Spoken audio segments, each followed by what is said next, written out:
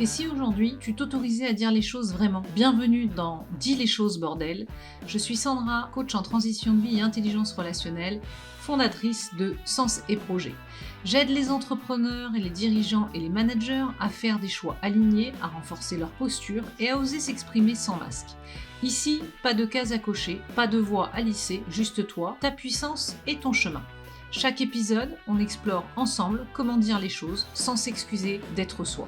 Alors installe-toi, respire et laisse ta voix prendre sa place.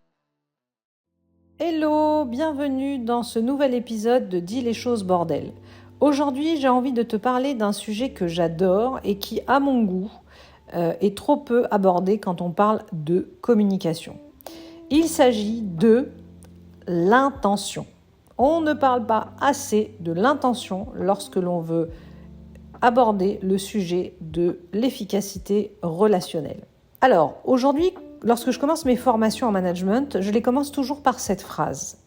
La seule compétence indispensable pour un manager, c'est la communication. Pas de tableau Excel, pas de stratégie, pas de contrôle, pas de délégation, juste de la communication. Parce que manager, c'est créer du lien. Et créer du lien, c'est communiquer.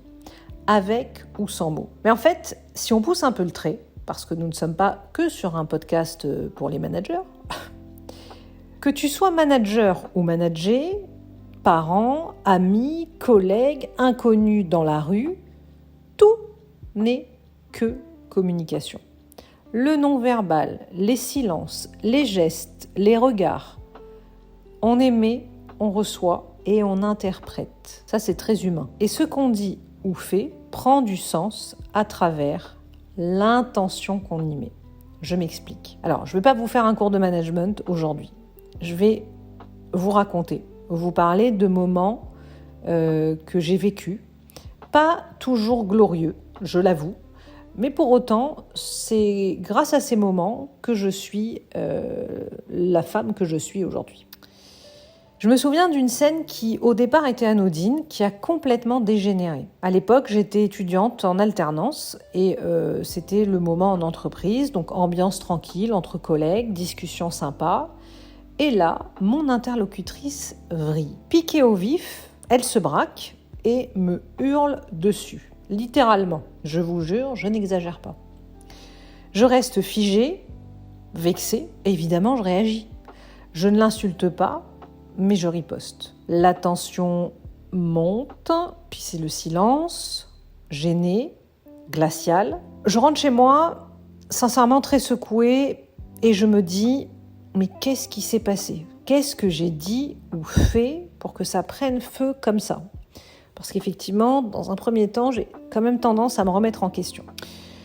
Et puis, c'était très inconfortable, mais pour autant, je n'avais pas de réponse à mes questions. Pourtant, quelques jours plus tard, j'apprends que dans notre discussion, elle avait cru que je l'avais insultée en arabe. Oui, je parle un peu en arabe.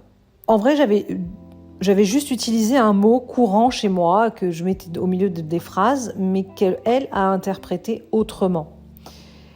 Et c'est là que j'ai commencé à m'interroger sérieusement sur l'intention que moi j'avais mise. Pas juste sur le mot finalement, mais comment ça avait pu être perçu. Alors oui, c'est vrai, l'arabe est une langue un peu gutturale, mais il y avait peut-être eu quelque chose dans ma posture qui avait laissé interpréter ce mot-là.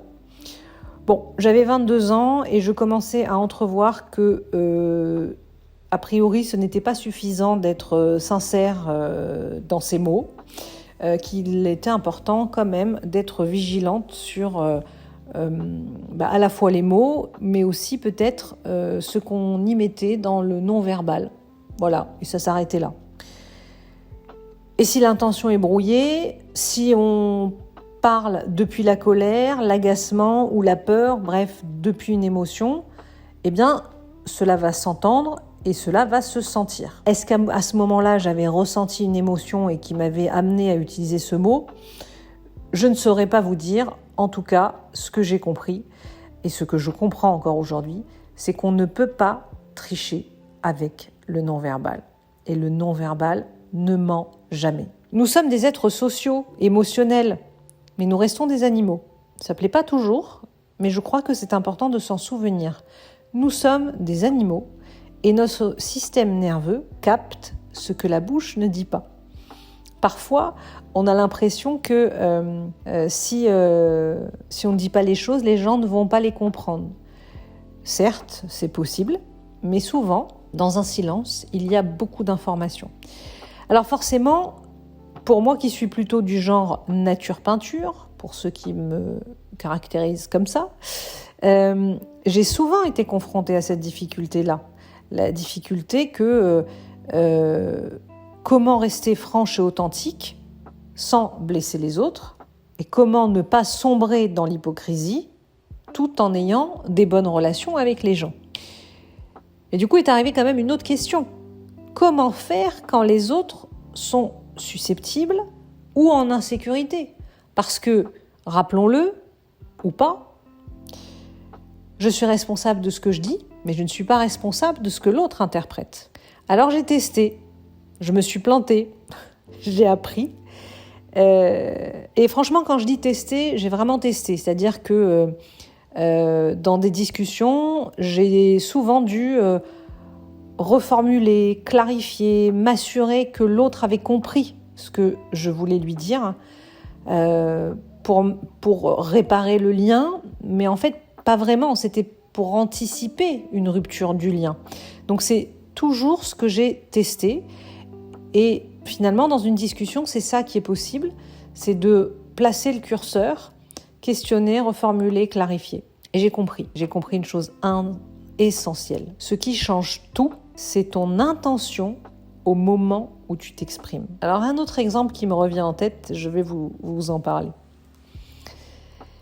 J'ai un ancien patron, introverti, réservé, pas très à l'aise dans la relation, plutôt difficile à lire, difficile à approcher même, en tout cas à cerner, très critique des autres, mais surtout très critiqué par les autres. Pour autant, c'était mon patron et j'avais pas trop le choix. Donc j'avais effectivement le choix de me laisser embarquer par l'avis qu'avaient les autres ou choisir ma posture pour avoir la relation qu'on devait avoir ensemble. Parce que finalement, chaque relation est unique. Mais si je me mettais à échanger avec lui en partant de ce jugement collectif, je ne pouvais pas être sincère vis-à-vis de lui. Quelque chose en moi prouverait peut-être dans mon non-verbal que je n'avais pas de respect pour lui, par exemple. Et même en étant poli, mon intention aurait été fausse et ça, il l'aurait senti. Il l'aurait peut-être pas formulé de manière précise, mais en tout cas, dans l'interaction qu'on aurait eue tous les deux, il aurait pu se sentir en insécurité et moi me sentir aussi mal à l'aise dans la mesure où j'aurais pas été sincère. Donc j'ai attendu, j'ai pris du recul, je l'ai observé, j'ai fait connaissance avec lui et j'ai pris le temps de revenir vers lui avec une intention qui soit claire et bienveillante et utile pour nous deux. Et quand je dis bienveillante, c'est très important parce qu'en vérité, si mon intention est de dénigrer l'autre dans mon non-verbal, même si je fais un sourire bienveillant, eh bien, tout ce que je dis sera faussé. Et ça a été très, très utile dans la construction de mes relations, notamment avec lui, mais encore avec d'autres, parce que je n'ai pas toujours eu des managers ou des interlocuteurs très faciles. Mais pour autant, j'ai choisi cette intention claire et bienveillante, quoi qu'il arrive. Et si je n'étais pas alignée avec elle, eh bien je m'abstenais de communiquer avec la personne. Et cette intention, je la travaille encore aujourd'hui. Je me demande toujours, est-ce que je veux éclairer, renseigner, informer ou humilier, convaincre, dénigrer ? Est-ce que je parle pour construire ou pour me défouler ? Est-ce que je cherche à collaborer ou à avoir raison ? Et cette dernière phrase, je pense que c'est la plus importante. Quand je rentre dans une discussion avec quelqu'un, je crois que c'est important de se poser la question de est-ce que mon intention est d'avoir raison ou est-ce que mon intention est d'avancer avec l'autre ? Voilà, c'est ce que je voulais vous partager aujourd'hui, te partager aujourd'hui. Ce n'est pas ce qu'on dit qui crée la qualité de la relation, et je me battrai jusqu'à mon dernier souffle pour ça. Je suis convaincue que c'est ce qu'on dégage quand on le dit, et ce qu'on dégage est lié forcément à une intention profonde. Donc ce que je te propose de retenir aujourd'hui, c'est une intention confuse, c'est une relation fragile. Une intention claire, c'est une communication alignée. Et quand l'intention est sincère, l'impact suit. Merci d'avoir écouté cet épisode de Dis les choses bordel. Si tu as aimé cet épisode, pense à t'abonner, à laisser 5 étoiles ou un commentaire pour soutenir ce podcast.